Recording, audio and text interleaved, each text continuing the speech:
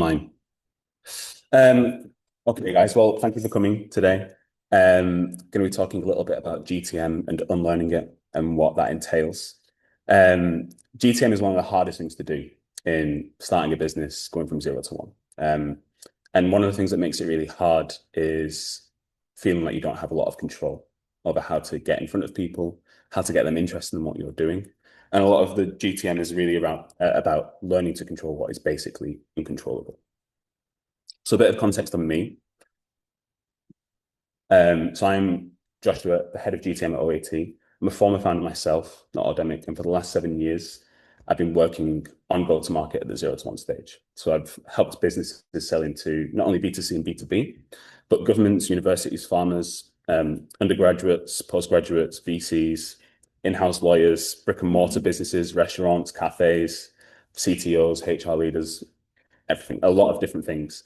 And each one of them has their own way of looking at the world, and to constantly try to, mold and try to understand how to take a particular business or business idea and get that in front of people and get them interested in it, is something that I've had a lot of experience of and a lot of difficulty with in many ways. So hopefully today I'll be able to share a bit about that with you. This is for founders, and we work with founders at OAT. And the difficult thing about being a founder is you're the only person who has to wake up every single day and say, how do I move this forward? Everyone else in the company might have a job to do, have tasks to do, but ultimately founders just have a question to ask themselves, which is, how do I move things forward? How do I grow X? And it's just one of the hardest things to do. And ultimately you have to ask that question yourself and figure out, this is a way that I could possibly answer it, and then go out and do it, learn, and bring that back into your strategy and tactics, and try to sell it not only to potential clients or customers, but also to VCs, people who are funding you, and also the team that you're bringing along for the ride. And a note on why we called this Unlearning GTM. I think one of the things around go-to-market is a lot of people who do it have ideas of exactly how it works, tactics that you can use, or a playbook. And in my opinion, I think anyone who claims to have a playbook that works is selling rubbish and lies, because every business is different. You kind of know that already. And it's only got harder. The market's always changing. It's only got harder with AI. Channels are being saturated. And I'm not going to tell you specifically what works for your business today, because only you can determine that. But what I can offer is an approach to trying to find out what GTM looks like for you.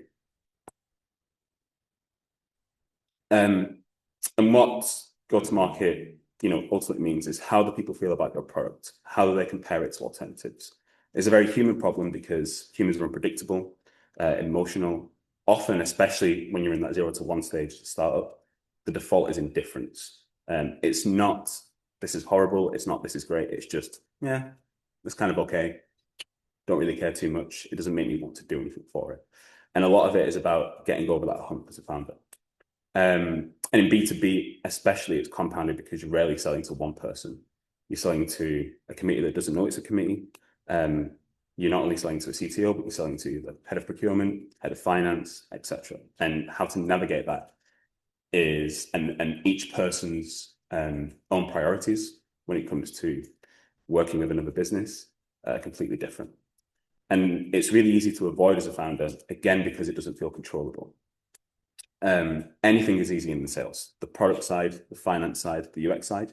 You can actually make changes to a product and control how that affects the product. When it comes to sales and marketing, you can make changes to how you approach that, but so much of it just doesn't have an effect or the intended effect.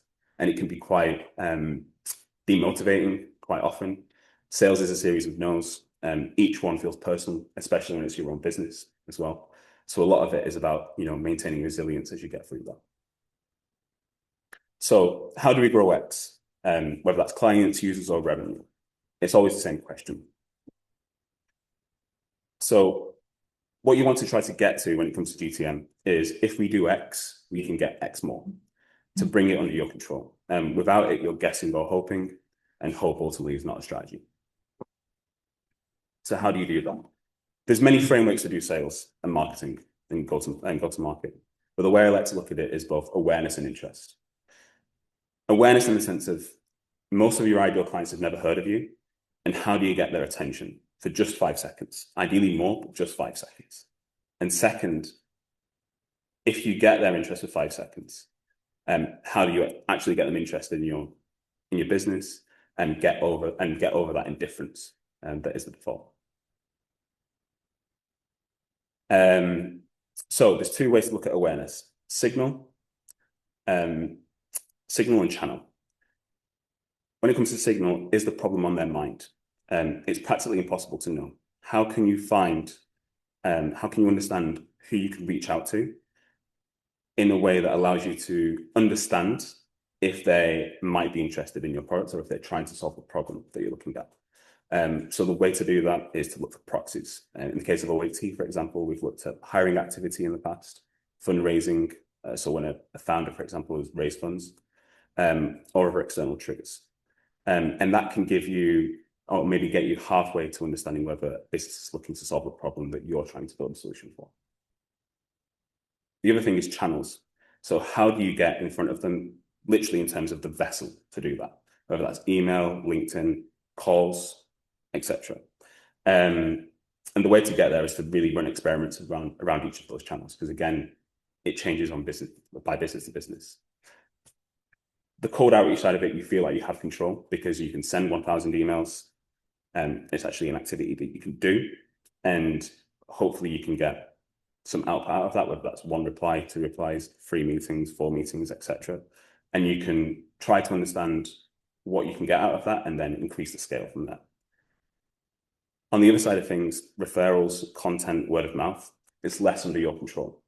The great businesses, the businesses that everybody wants to have, is a business where the clients are coming to you on a regular basis, and it's really difficult to get there. The way you can do that is through these activities, but initially there's a really long period of investment before you can actually see the return on that. And coming into interest, the ICP hypothesis, there's plenty of different frameworks for trying to find an ICP and a value proposition that's relevant for them. This is what I like to do because it keeps it really simple. And at an early stage, it's really easy to flexibly change this and then put this into your messaging. So I like to do, if we help X solve X by doing X, they will choose it over X because of X. In that series of 5 sentences, you can pull a lot of, understand a lot about a business and how to get it out there in the world. Another interesting thing you can do as well is a Times Square billboard, like an idea of, if you do get that ICP's attention for 5 seconds, what do you want them to know? So more current, what's changed in the last year when it comes to GTM? One thing that we've seen quite a bit of is personalization. It's become more difficult to get people's attention. So maybe even, 2 years ago, maybe even a year ago, you could spend 10, 15 minutes sending a specific message to someone based off, looking at content that they've done, their career history, and referencing that in an email, in a cold email, to try and get their attention in some way. What we've seen over the last year is actually that doesn't work very well, because right now, anything that's personalized just is kind of assumed to be AI or a bot in some way. And yet, what seems to have worked for some businesses is just sending a generic message, in the sense of, it feels honest in some way. It doesn't feel like you're trying to flatter that person unnecessarily, etc. Another thing that we've seen is just all channels are saturated. And I think this is like a very generic point, I suppose, because in a way they've always been saturated. We're always looking for people's attention, but more so than ever because of AI. So, email, you probably know the noise. You're probably getting emails left, right, and center every single day. LinkedIn, lots of noise, lots of ridiculous, social media posts, etc. on that. Calls, when I first started working in sales, was the primary way to get people's attention, because people would go into the office and they would have a phone number, they would answer that phone, etc.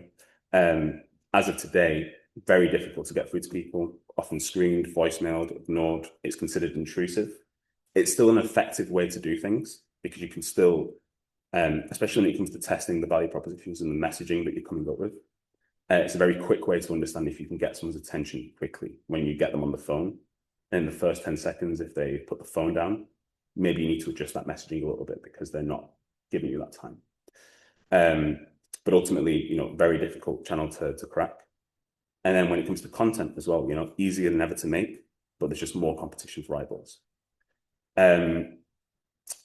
Another question as well is how can you get above the noise? Could you find an unsaturated channel? A big thing at the moment is TikTok. People are using that a lot because the algorithm just pushes things really well, especially for new accounts. So is that something you want to test out? Is that something you want to look at? Another example, OAT ourselves. So we provide B2B services to startups. We tried email and cold calling quite a bit, not only personalized, but also generic. We eventually decided to kill it, and because that personalization didn't help, and phones just went unanswered. And what seems to be working now is LinkedIn connection requests, pulling people into content, pulling people into potential events, meeting at conferences, etc., and then building, a slow burn relationship with them. That works for us because we provide B2B services. Our particular ICP is around relationships, but again, depends per business. So across all three, the one pattern that you can find is the channel that works wasn't the one that we predicted would work going into it. And the only way to find out is to run experiments, be willing to throw away the answer you started with. And that's why this is called Unlearning GTM, because this has always been the case.